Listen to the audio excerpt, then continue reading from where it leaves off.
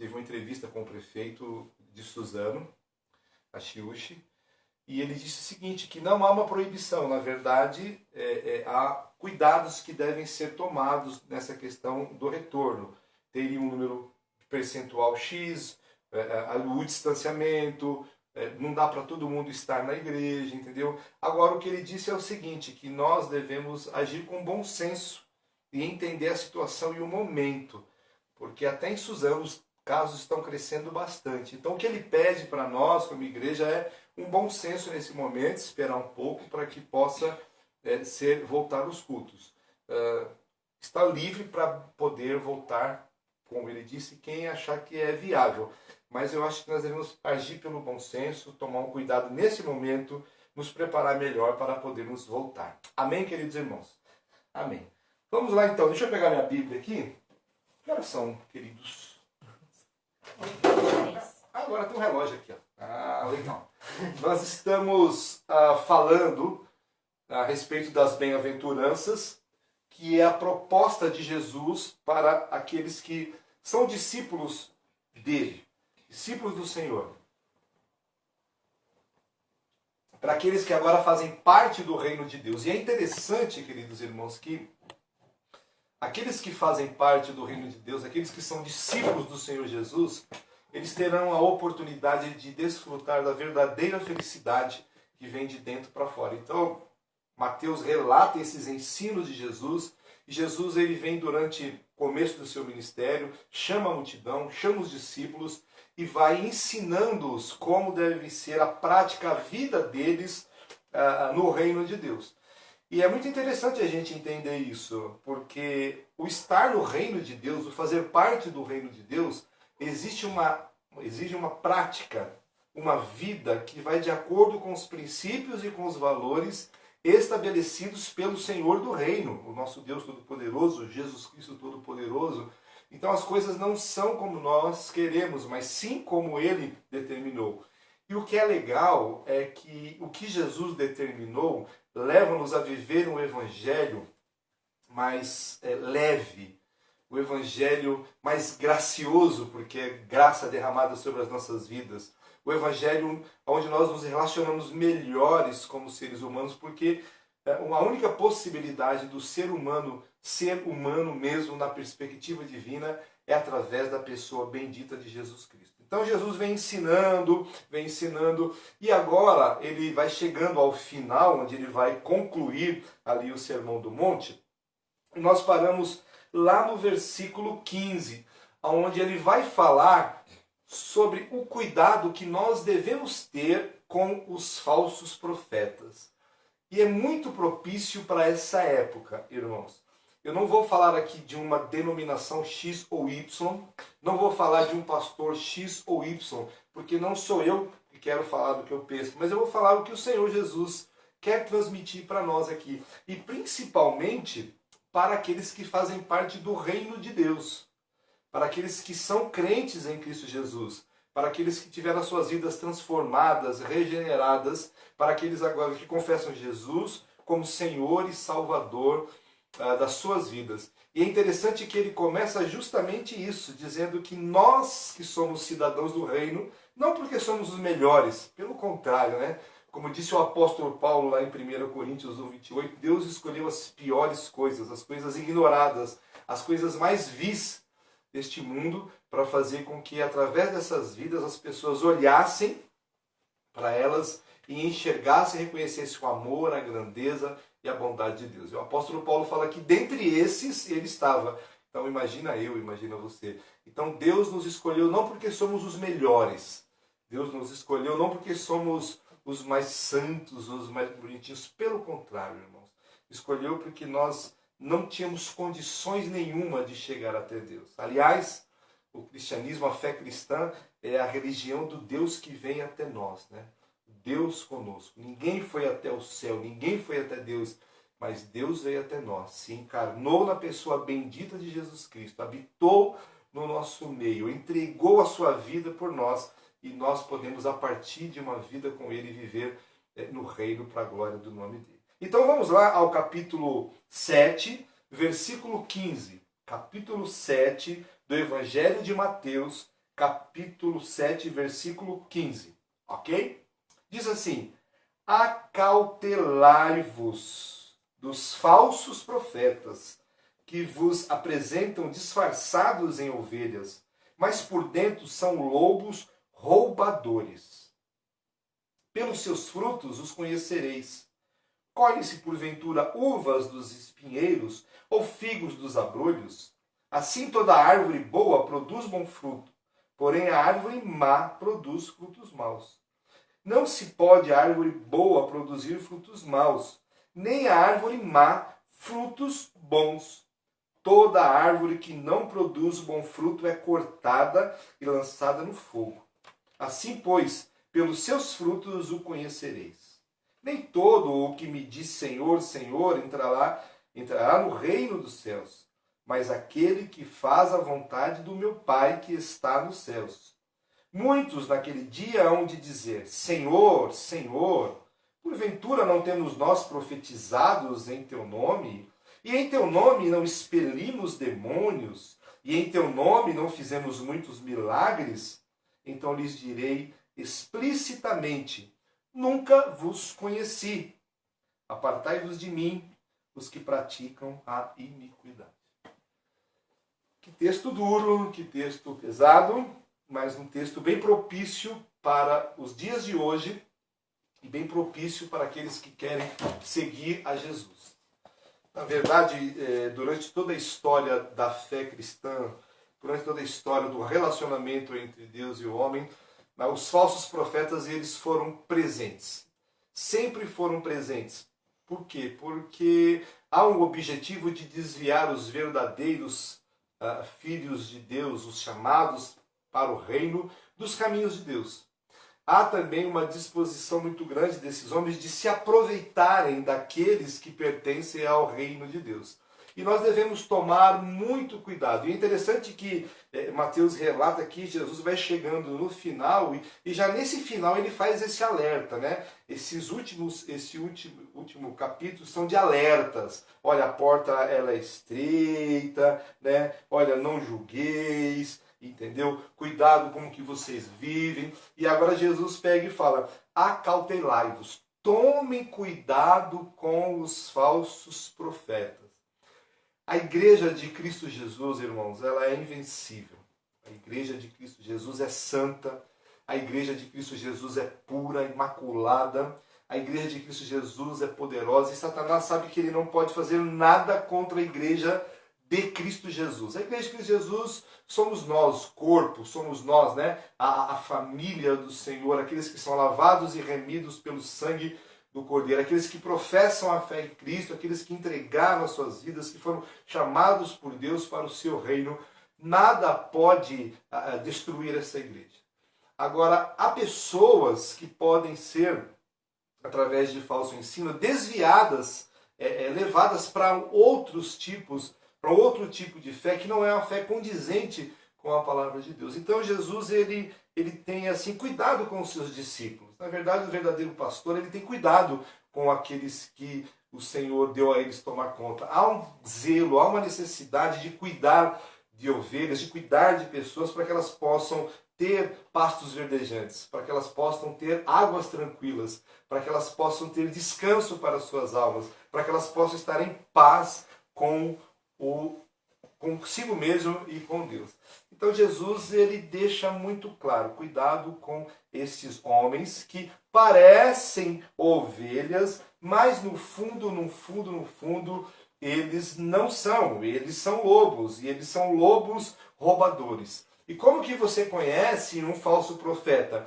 Através dos frutos que ele dá, através do estilo de vida dele. Frutos está relacionado, queridos irmãos, não com aquilo que nós fazemos, né? Não com atos litúrgicos, não com atos religiosos, mas com aquilo que nós produzimos na nossa vida, com aquilo que sai de dentro de nós, com aquilo que brota de dentro de nós. Então Jesus ele fala, através dos frutos desses homens, vocês vão saber quem são ou quem não são os falsos profetas. Porque não tem como de uma árvore boa surgir frutos maus, e também não tem como de uma árvore má surgir frutos bons. Então, a gente tem que pedir a Deus discernimento. Temos que pedir a Deus sabedoria. Temos que pedir a Deus orientação dos céus para que a gente possa não cair em enganos, em mentiras. Porque isso é o que mais existe. Pessoas que procuram se aproveitar da fé de outros para poder criar os seus próprios impérios. Semana passada, o retrasado, estava ouvindo uma live com o Zé Bruno, que é o pastor lá da Casa da Rocha, e ele estava dizendo justamente isso, que uma das características dos falsos mestres é que eles querem criar impérios, e é onde esses impérios estão cheios de súditos, e é onde esses súditos eles vivem de acordo com os padrões que eles estabelecem. Não há uma liberdade de cultuar, de adorar e de servir a Deus e de entregar-se a Deus. Ok? Então, temos que tomar cuidado. E esse alerta é muito sério. Algumas dicas são importantes para que a gente possa entender. Como que você identifica, um falso profeta? Olha, se a mensagem é anunciada pelo profeta, pelo pastor, pelo apóstolo, pelo bispo, pelo profeta, seja lá quem for ele, não se equipara à mensagem de Cristo, aos fundamentos de Cristo, ao protocolo do reino. Qual que é o protocolo do reino? São esses ensinamentos que o Senhor deu a nós aqui. Nós estamos já alguns dias, algumas semanas, no capítulo 5, chegando ao capítulo 7, Jesus mostrando como que funciona as coisas do reino de Deus, como que o Senhor quer que nós venhamos a viver. Se os ensinos que profetas, pastores e líderes, seja eles quais forem, apóstolos, bispos, serafins, querubins, se estiverem por aí, não estiverem de acordo com os ensinos de Jesus, você está diante de um falso profeta. Uma outra coisa que é interessante é que o próprio texto diz: se a vida do profeta não estiver sendo nivelada de acordo com a sua pregação, não estiver caminhando de acordo com aquilo que ele ensina, você está diante de um falso profeta. Olha que coisa interessante. A boa teologia, o bom ensino da palavra de Deus, ela deve produzir retidão e ética, principalmente na vida de quem anuncia essa palavra, principalmente na vida de quem ensina. Sabe por quê? Porque a conduta do ser humano revela o seu caráter. Eu tinha um professor na faculdade, Zé Machado. Ele dizia o seguinte, que se a tua teologia não te colocar de joelhos e não mudar a sua vida, não é uma teologia bíblica, não é uma teologia sadia. Aquilo que eu ensino tem que começar a produzir mudança na minha vida. Nós não somos perfeitos. Eu não sou perfeito. Minha família sabe disso, né? Quem é mais íntimo sabe disso. Mas nós procuramos, a partir do nosso ensino, colocar em prática aquilo que nós tentamos ensinar a outros. O apóstolo Paulo ele disse muito bem isso. Eu procuro praticar aquilo que eu ensino para que eu não possa ser reprovado. Então, se o estilo de vida de quem prega não conduz com os preceitos do reino, com os valores do reino, não existe uma ética que vem a partir do reino, dos ensinamentos do reino, ele não entendeu e ele não está sendo verdadeiramente um profeta de Deus, um homem de Deus ensinando a vontade de Deus. Ok? E aí, queridos, é muito perigoso. Por quê? Porque se você segue um falso profeta, se você segue um falso líder religioso, você está seguindo automaticamente uma falsa mensagem.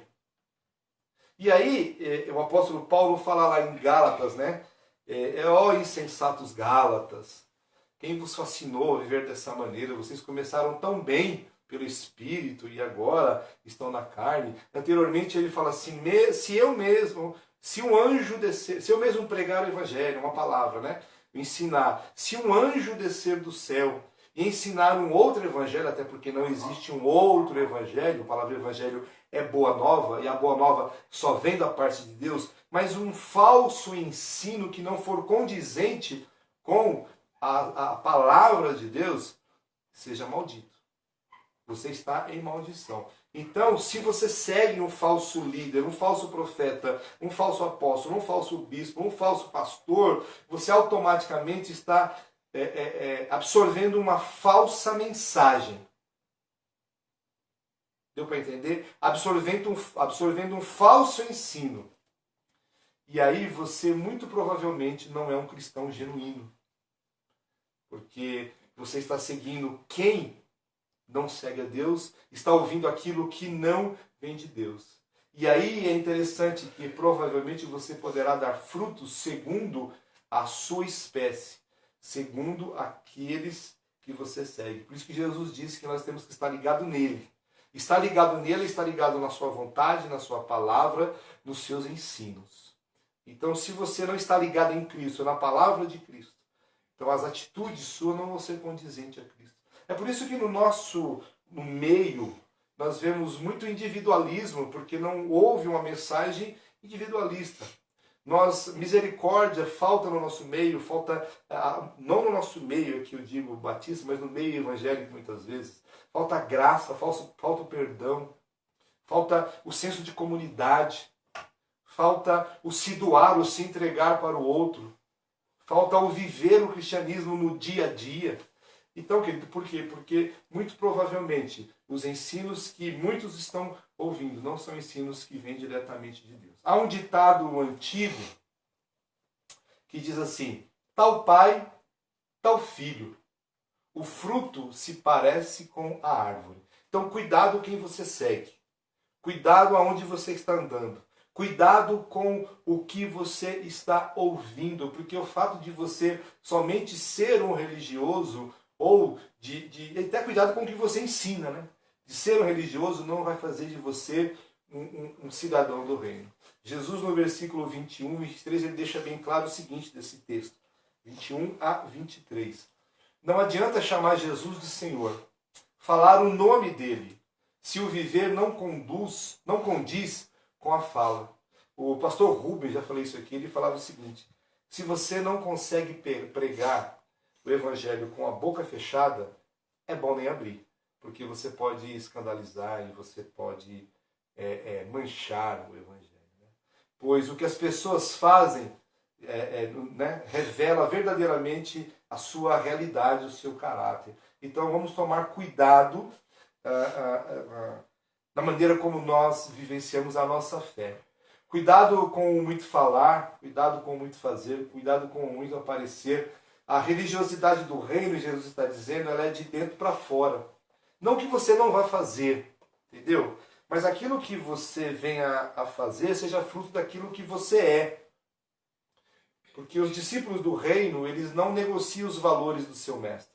Então Jesus está aqui especificamente falando para falsos profetas. Mas nós temos que tomar cuidado, porque se aqueles que seguem os falsos profetas, eles vão ter atitudes parecidas com esses falsos profetas. Aqueles que estão seguindo ensinamentos de falsos profetas, eles vão estar fora do reino de Deus, não vão agradar a Deus. Porque Jesus não os conhece. E nós temos aquela ideia, né, de que você precisa conhecer a Jesus. Jesus diz o seguinte: não, eu que tenho que conhecer você. Eu que tenho que andar com você. Eu que tenho que caminhar com você. Porque Ele que se revela a nós. Então, irmãos, cuidado, principalmente nesses tempos que nós estamos vivenciando. Nós estamos vivenciando dias difíceis e é muito difícil para quem procura viver a palavra de Deus, para quem procura querer aprender da palavra de Deus. Eu estava conversando com um amigo meu ontem e aí ele estava falando justamente isso, da dificuldade que tem de ouvir ensino, de ter a credibilidade em pessoas, porque muitos estão fazendo do Evangelho aquilo que não deveriam fazer, ok?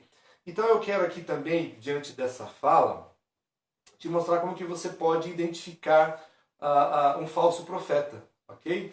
Como Jesus disse, os falsos profetas, eles são identificados pelo seu estilo de vida, pelo que eles fazem, tá? E a Bíblia nos mostra aqui fora desse texto alguns falsos profetas, alguns falsos mestres, alguns falsos pastores, alguns falsos líderes que procedem de maneira errada e que foram veementemente combatidos pelos apóstolos, porque os apóstolos de Jesus, eles são apóstolos do reino, e eles vivem segundo a doutrina do reino, segundo, né, o protocolo do reino, segundo a vontade do seu Senhor. Então, vamos lá, alguns textos aqui, eu vou lê-los aqui. O primeiro texto está em 1 Timóteo 1, capítulo 1, versículo 3 e 4.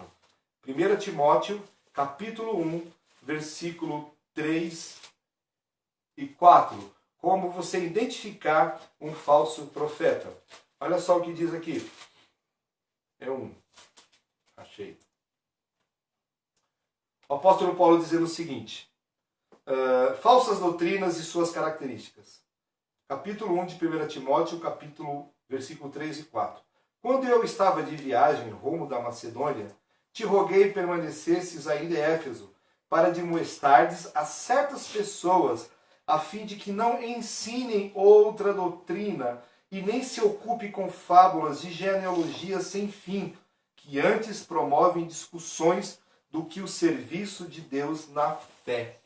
Uma característica de um falso profeta é que eles gostam de discussões, eles gostam de falácias, eles gostam de ativismo, ok? Em detrimento à fé genuína, à fé verdadeira. E o que é a fé genuína, a fé verdadeira? A fé genuína ela é procedente de graça, de misericórdia, de perdão, de comunhão, de estar junto, de se colocar no lugar do outro, de fazer pelo outro aquilo que você quer que façam por você. As discussões, as disputas teológicas, as muitas falas, os muitos atrativos, não quer dizer que você vivencia uma fé genuína quando você deixa de lado as bases de uma fé cristã. Então o apóstolo Paulo ele estava combatendo esse tipo de ensino, esse tipo de falso mestre, que deixava de lado misericórdia, graça, perdão, companheirismo, que não estendia as mãos, que não via a pessoa como uma pessoa precisando de Deus, precisando dele, mas vivia em discussões, vivia em falas, vivia em apresentações, né? Então, olha só que coisa interessante. Os falsos profetas, eles gostam de discussões e falácias em detrimento à prática da fé genuína. Não se envolvem, não estão juntos, não choram, não caminham. Olham pessoas somente como números. A segunda característica que você pode identificar um falso profeta está lá no 1 Timóteo também, no capítulo 6, do versículo 3 e 5, que diz assim: se alguém ensina outra doutrina e não concorda com a sãs palavra do nosso Senhor Jesus Cristo e com o ensino segundo a piedade, é enfatuado, nada entende, mas tem mania por questões e contendas de palavras, que nascem inveja, provocação, difamas, suspeitas malignas, alterações sem fim, por homens cuja mente é pervertida e privadas da verdade, que é piedade e fonte, supondo que é piedade é fonte de lucro. Olha que coisa interessante. O falso profeta também, eles provocam discussões, provocam intrigas, provocam divisões. Tudo isso por conta de ganância. Eles não ensinam a verdade, eles não ensinam o que é correto, eles não ensinam os ensinos de Cristo, os mandamentos de Cristo, eles não estão apoiados, fundamentados na cristocentridade do Evangelho. Eles vivem de acordo com os seus valores, com os seus padrões, e eles buscam interesses por torpes ganância. Eles querem apenas, independente do que venha acontecer, atingir os seus objetivos pessoais. Ok? Olha só. Alterações sem fim por homens cuja mente é pervertida e privados da verdade, supondo que a piedade é fonte de lucro. Para eles, o Evangelho, para eles a vida piedosa, para eles a fé cristã é fonte de lucro. Se afastem desses. E hoje em dia é muito fácil de identificar esse tipo de falso profeta, mais do que nunca. Terceiro, está lá em 2 Timóteo 2, de 17 a 18, que diz assim: além disso, a linguagem deles corrói como câncer, entre os quais se incluem Himeneu e Fileto. Estes se desviaram da verdade, asseverando que a ressurreição já se realizou, e estão pervertendo a fé de alguns. Olha só, esses falsos mestres, assim como esses dois indivíduos citados aqui, que já ensinavam que não havia mais ressurreição, eles distorcem a palavra de Deus. Eles usam a palavra de Deus ao seu próprio benefício. Eles ensinam heresias para se manterem no domínio e no poder. E eles pervertem a fé das pessoas. Eles levam pessoas a viver uma fé que não é uma fé salvífica, que não é uma fé bíblica, que não é uma fé que produz uma nova vida, que não é uma fé que produz um relacionamento com Deus. Tome cuidado com esses que distorcem a palavra, que ensinam heresias, mentiras, falsas doutrinas para poder se manter. Esses dias nós tivemos aí um que estava vendendo o feijão que cura o Covid.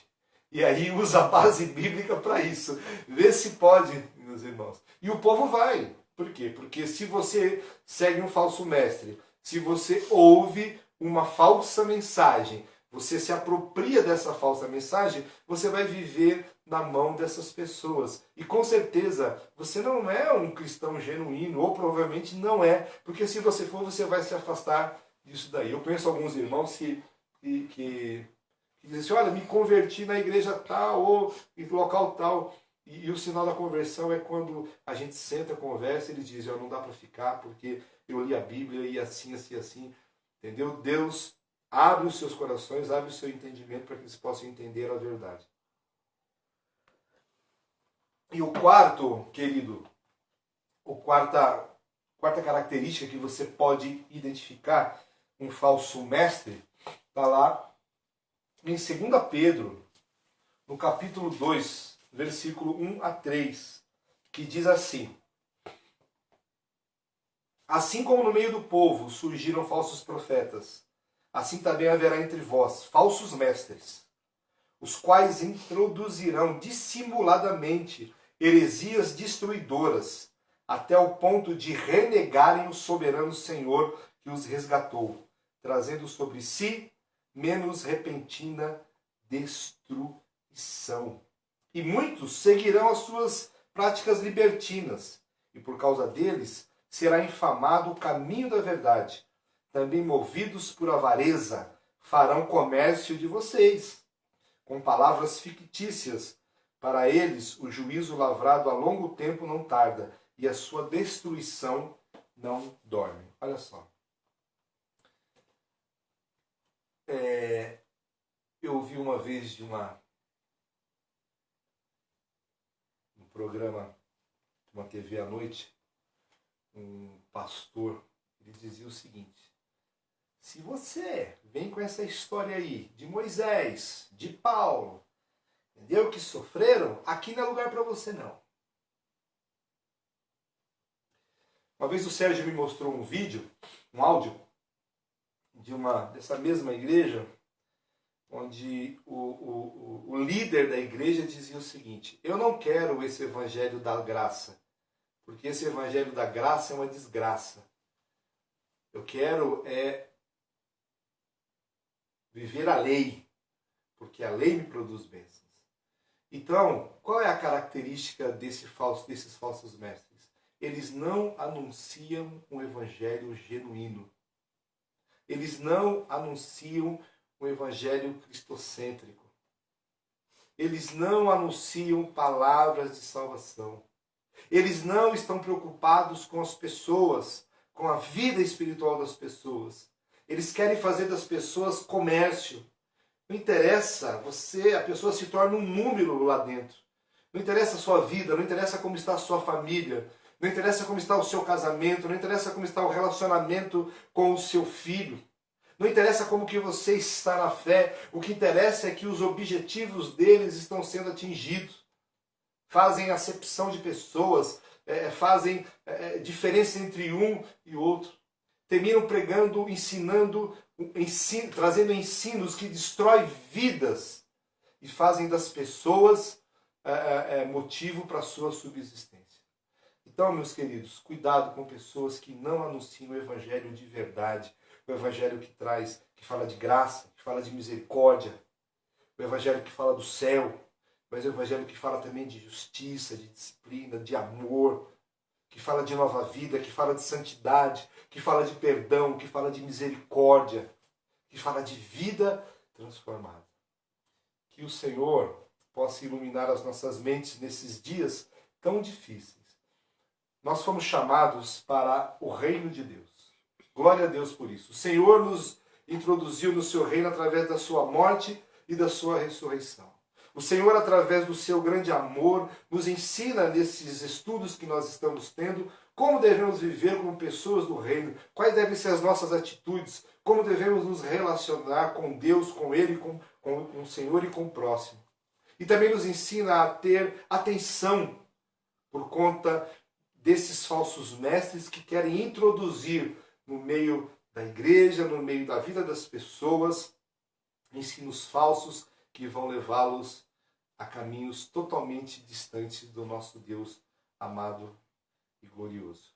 Que nós possamos pedir a Deus discernimento, sabedoria, que nós possamos pedir a Deus direção, que possamos, acima de tudo, ter a palavra de Deus como regra de fé e conduta, e que possamos também viver de acordo com os princípios, com os valores estabelecidos pelo Senhor do Reino.